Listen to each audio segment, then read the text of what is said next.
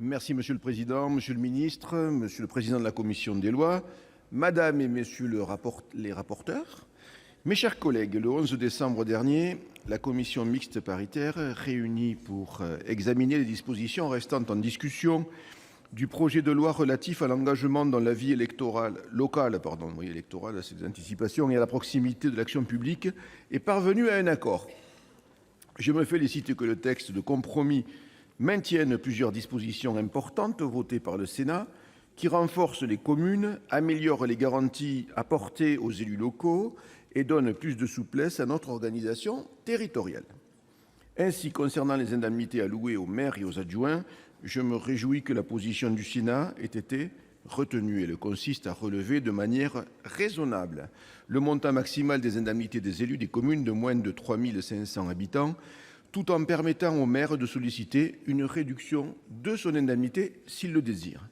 Les maires et les élus de ces communes seront augmentés automatiquement selon 3 tranches, ce qui évite de solliciter l'augmentation au conseil municipal, comme le prévoyait la version de l'Assemblée nationale.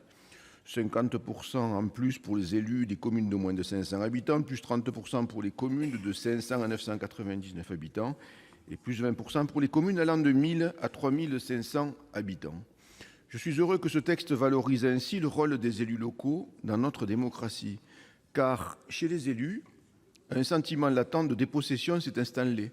Successivement, ils ont dû affronter les baisses de dotation de l'État qui ont affecté toutes les collectivités de manière indistincte et non concertée, puis la marche forcée vers les grandes intercommunalités et les grandes régions.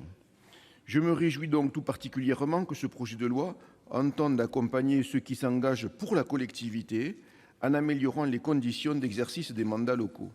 Je me félicite également que ce texte étende les libertés locales, conforte le rôle du maire pour trouver un meilleur équilibre avec son intercommunalité, simplifie le quotidien des élus locaux et adapte mieux certaines règles ou seuils aux réalités territoriales.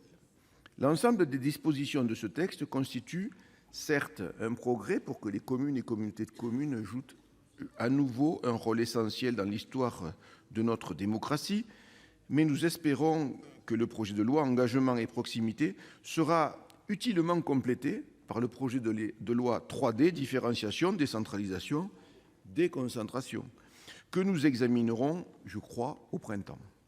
Avant de conclure, je voudrais souligner la qualité du rapport de nos collègues Françoise Gatel et Mathieu Darnaud. Je voudrais également saluer l'immense travail accompli par les élus locaux, au premier rang desquels les maires, qui sont au plus près des citoyens, de leurs demandes, de leurs encouragements ou aussi de leurs récriminations.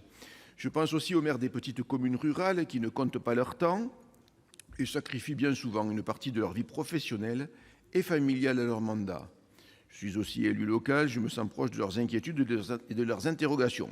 Monsieur le ministre, mes chers collègues, particulièrement attentif aux préoccupations exprimées par les collectivités territoriales, notre groupe Les Indépendants demeure très attaché à une meilleure reconnaissance de la place centrale des maires et des élus et de leur engagement. Aussi, notre groupe votera-t-il, bien évidemment, en faveur de ce projet de loi.